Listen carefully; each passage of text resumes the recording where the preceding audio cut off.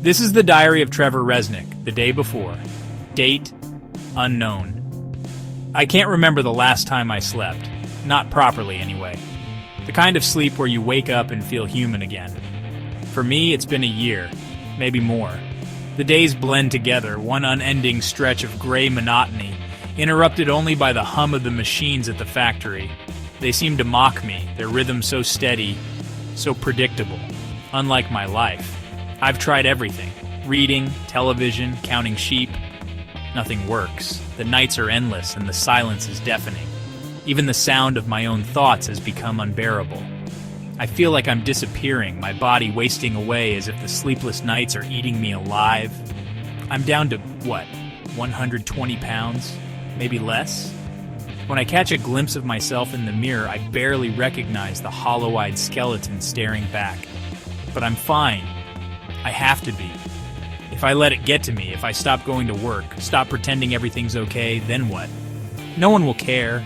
No one ever does. Not the guys at the factory. Not the girl at the diner who serves me coffee with that fake smile plastered across her face. Not anyone. There's this smell, like oil and rotting meat. It's stuck in my nose even when I'm home. I think it's me. Maybe that's why they all avoid me. The guys at work, my neighbors. I'm the walking dead, rotting from the inside out, but I'll keep moving. What else is there to do? During day, what day is it? I've started seeing things, or maybe not. Maybe they're real. I can't tell anymore. There's this guy, Ivan. He showed up at the factory out of nowhere.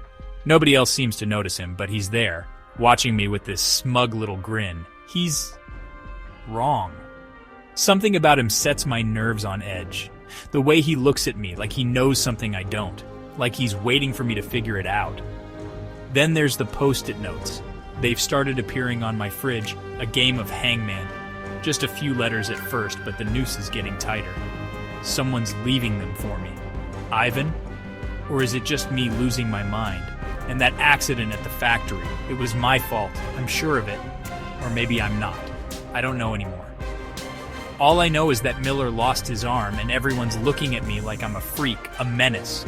They're not wrong, I'm cursed or haunted or something. And it's only getting worse. Maria is the only bright spot. The waitress at the airport diner. She's kind. She sees me. She's not like the others. But even with her, I feel like a fraud. I've started lying to her about my life, about who I am. It's easier that way. The truth is too ugly, too tangled. She deserves better than this mess I've become. But the guilt, it's always there, gnawing at me like a rat in the walls. I can't escape it, no matter how hard I try. The accident, the notes, Ivan, they're all connected. I can feel it.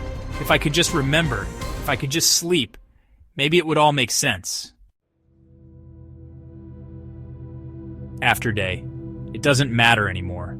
I remember now. Everything. The accident, the child, the blood on the asphalt. The way he looked at me as I drove away. The sound of his mother's screams.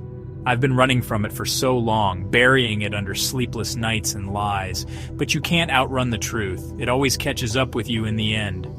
Ivan wasn't real. He was me, or rather, the part of me I've been trying to suppress. The guilt, the shame, the darkness. He was the reminder I couldn't escape, the manifestation of everything I'd tried to forget.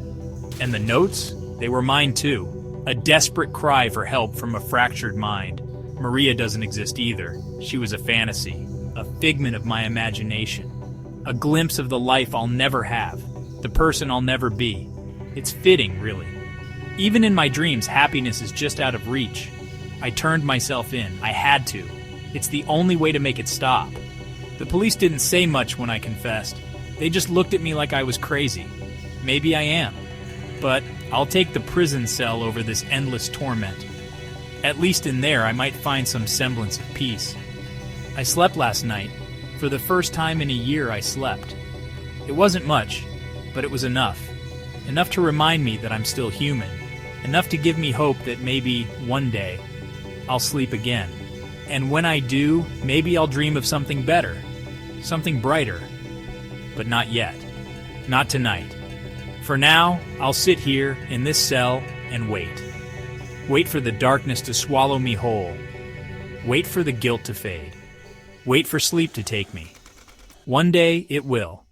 One day I'll finally rest.